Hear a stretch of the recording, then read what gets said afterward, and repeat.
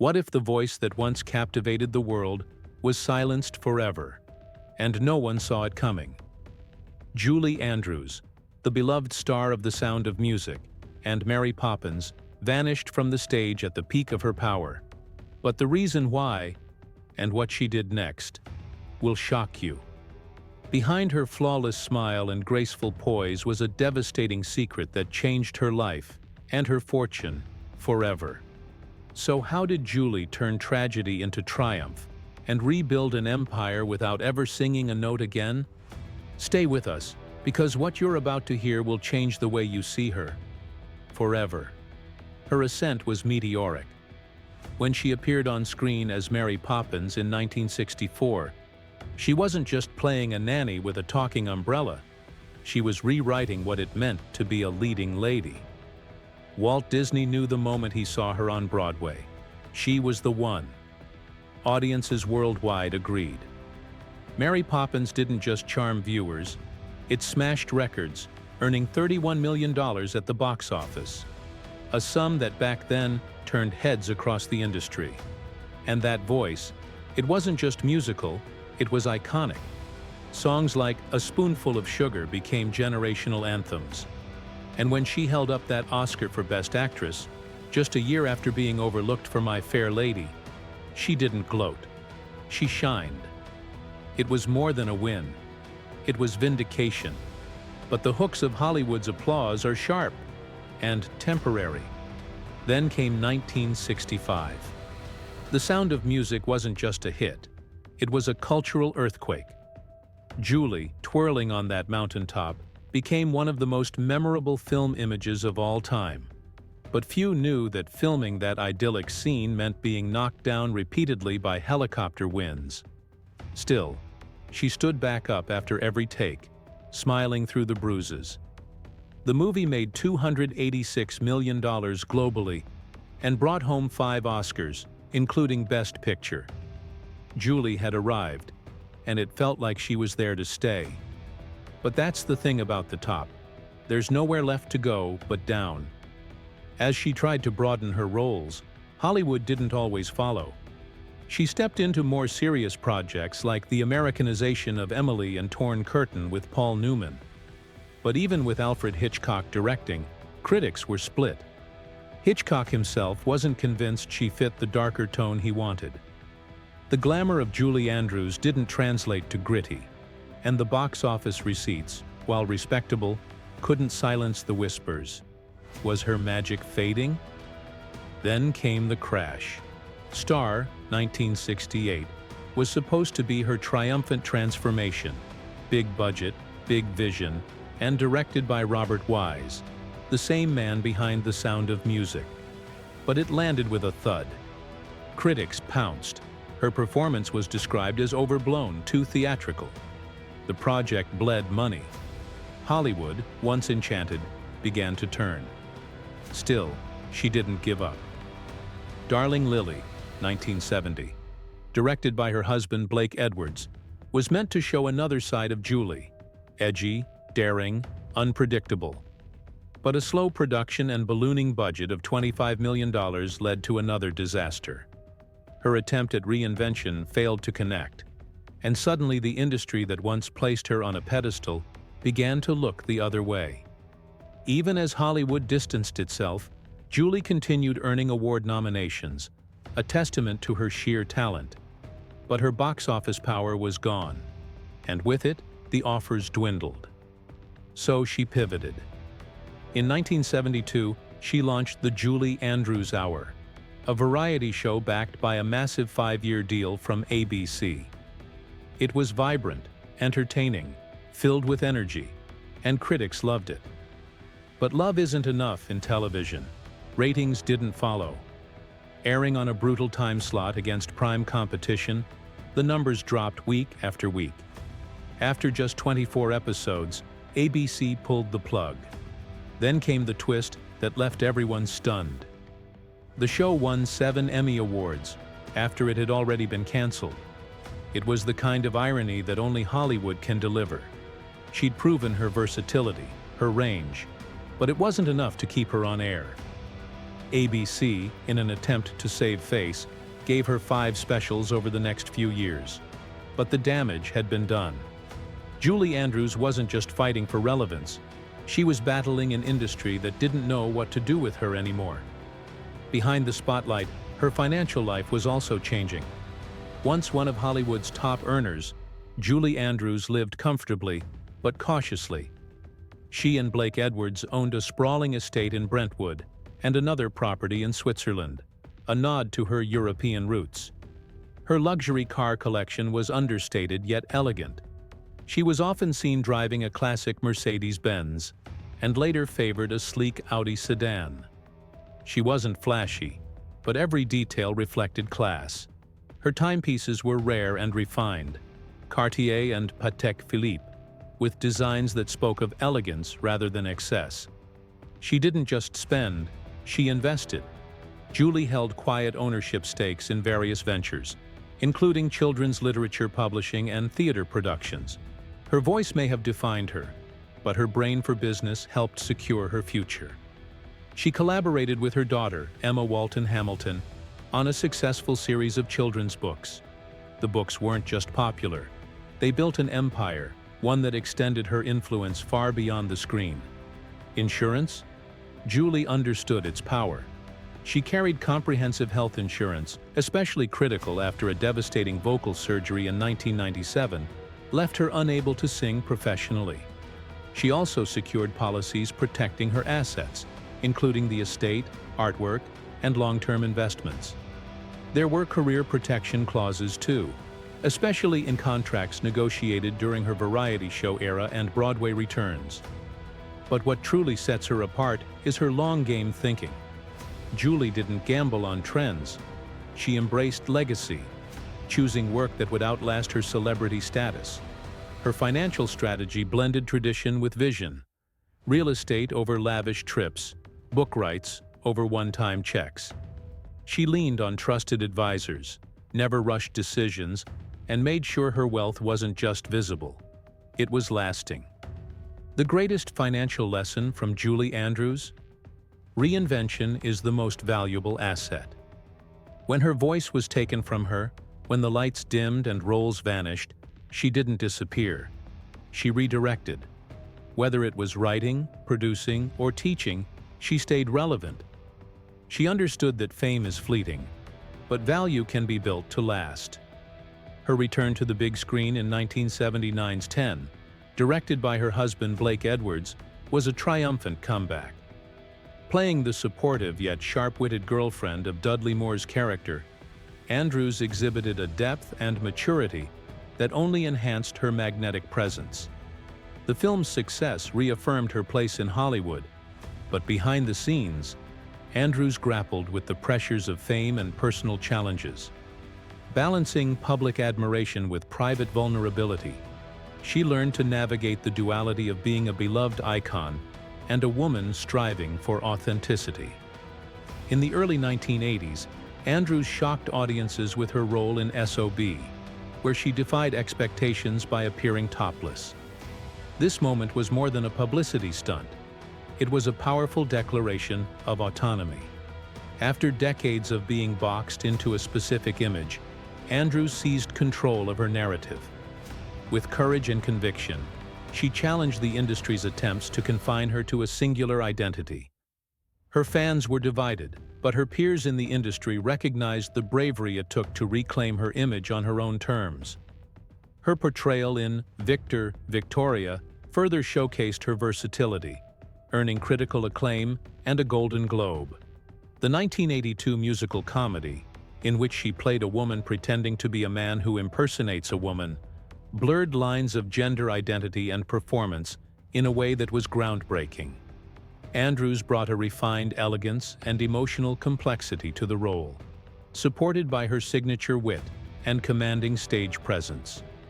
The film was both a box office hit and a cultural milestone, cementing her as a performer unafraid to explore uncharted territory.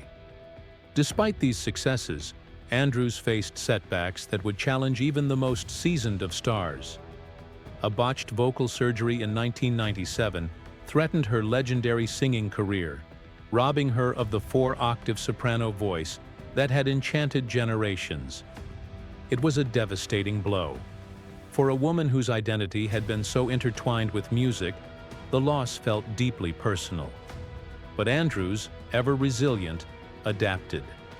She shifted her focus to acting, writing, and directing. Her return to Broadway in a non-singing role in the stage adaptation of Victor, Victoria was met with admiration, not pity. She reminded the world that her talent extended far beyond vocal prowess. She threw herself into literature, co-authoring over 30 children's books with her daughter, Emma Walton Hamilton. Their work, ranging from whimsical stories to educational content, earned accolades and introduced a new generation to the Andrews legacy. She also began directing stage productions, including a revival of My Fair Lady in Sydney, Australia, bringing full circle her journey from Eliza Doolittle to artistic matriarch. Financially, Andrews has always been astute. Her net worth, estimated at $45 million, reflects her diverse ventures, from acting and writing to directing and voice work. Her former London mansion in Belgravia, once listed for $33 million, exemplifies her taste for luxury and her investment acumen. Beyond London, she's held properties in Brentwood, California, and the Hamptons, where her family spends quiet summers away from the media glare. Andrews' lifestyle includes high-end vehicles and a collection of luxury watches, symbolizing her success and refined taste. Known for her elegance, she's frequently spotted wearing timeless pieces by Cartier and Patek Philippe. Her red carpet looks, often tailored, minimal, and radiant, reflect her enduring status as a style icon. She's also flown in private jets for decades, a sign of her enduring status in the entertainment world. But even in luxury, Andrews maintains a sense of grace and restraint.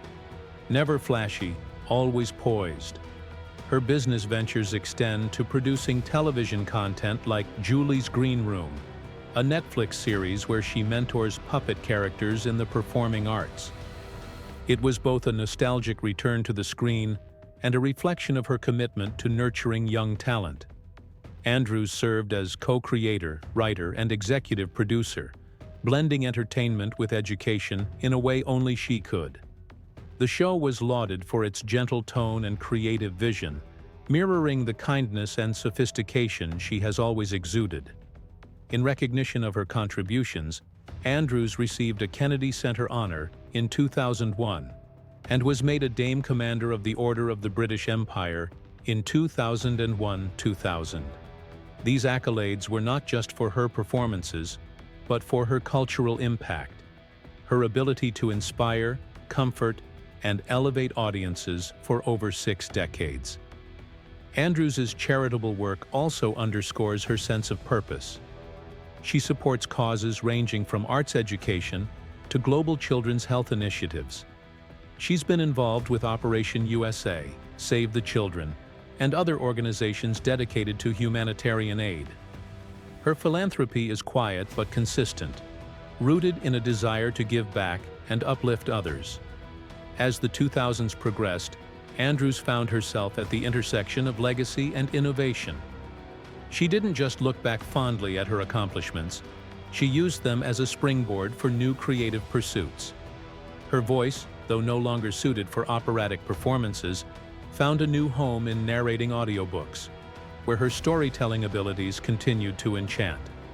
Her narration of classic fairy tales and her own memoirs were critically acclaimed and beloved by listeners worldwide. In 2008, she released her memoir, Home, a Memoir of My Early Years, which offered a candid, poignant glimpse into her childhood, rise to fame, and the emotional complexities that shaped her. The book became a bestseller, revealing not just the glamour, but also the grit behind her polished image. Fans and critics alike praised her openness and eloquence. A follow-up memoir, Homework, a Memoir of My Hollywood Years, released in 2019, delved into her life during the peak of her cinematic career, including insights into her marriage to Blake Edwards and her experiences on iconic film sets. These works served not just as retrospectives, but as declarations of agency, Andrews reclaiming her story with grace and strength. In her later years, Andrews has embraced her role as an elder stateswoman of the arts. She frequently speaks at film festivals, arts institutions, and universities, offering wisdom gleaned from a life rich with both triumph and turmoil. Her presence at events such as the AFI Life Achievement Awards ceremony and the Turner Classic Movies Film Festival draws generations of fans, all eager to witness the quiet power of a woman who has endured and evolved with poise. Social media, once a domain far from her classic image, has also found a gentle presence in Andrews's life. Through curated interviews and appearances on platforms like Instagram and YouTube, she has remained connected with fans, offering insights into her creative process and glimpses of her personal life. These appearances, always polished and filled with grace, reaffirm her continued relevance and adaptability in a digital age. She has also lent her voice to several charity albums and participated in virtual performances during global crises, including the COVID-19 pandemic. These efforts, while subtle, underscored her ongoing commitment to using her talents for the greater good. Julie Andrews doesn't just perform, she uplifts. It's in this second act that Julie showcased the same resilience that made her a household name in the first place. When most would have faded away, she pivoted, bringing stories to life with her narration work, her stage presence, and her indomitable spirit. Netflix's Bridgerton featured her voice as Lady Whistledown, a role that once again made her unforgettable to a whole new generation. And just like that, the woman who once silenced packed theaters with her presence found a way to command attention again, all without hitting a single note. This reinvention didn't just keep her spirit alive, it kept her net worth thriving. Despite the loss of her vocal career, Julie Andrews' financial empire only grew. At the time of her peak career, Julie was already considered one of the most bankable stars in Hollywood, pulling in millions from hits like Mary Poppins, The Sound of Music, and later, The Princess Diaries. With savvy investments and an eye for smart partnerships, her estimated net worth now stands at around $40 million, and that's just the surface. Her real estate holdings reflect a life of both taste and stability. Julie and Blake Edwards once owned a beautiful estate in Brentwood, Los Angeles, a quiet sanctuary nestled among other Hollywood elite. They later moved to Gstaad, Switzerland, and also owned properties in the Hamptons and Long Island. These homes weren't just luxurious retreats. They were symbols of a life built on grace and grounded success. Today, her real estate portfolio is worth an estimated $18 million, with properties that span continents and carry the legacy of decades of careful planning and elegant living. The luxury didn't stop at her front door. Julie has always been understated, but her taste for elegance is undeniable. She's been spotted with classic timepieces like Cartier and Rolex, accessories that mirror her timeless appeal. Though not one to flaunt sports cars, she has had a preference for stately and refined vehicles, including a custom Bentley and a Mercedes-Benz S-Class, all marked by quiet sophistication rather than ostentation. Her career choices also extended into entrepreneurial ventures that paid off. Beyond books and voiceover work, Julie made calculated appearances in film projects, lent her presence to animated features, now hang on to every sentence she pens. Julie Andrews didn't fade into retirement. She reshaped what a second act could be. From her meticulously built financial fortress to her understated luxury lifestyle, she remains a living masterclass in grace, resilience, and reinvention. She reminds us that sometimes the most powerful stories aren't the ones sung aloud. They're the ones told in whispers, in memories, in ink, and in legacy. And Julie's legacy? It continues to sing, even in silence. Thanks for watching, fam.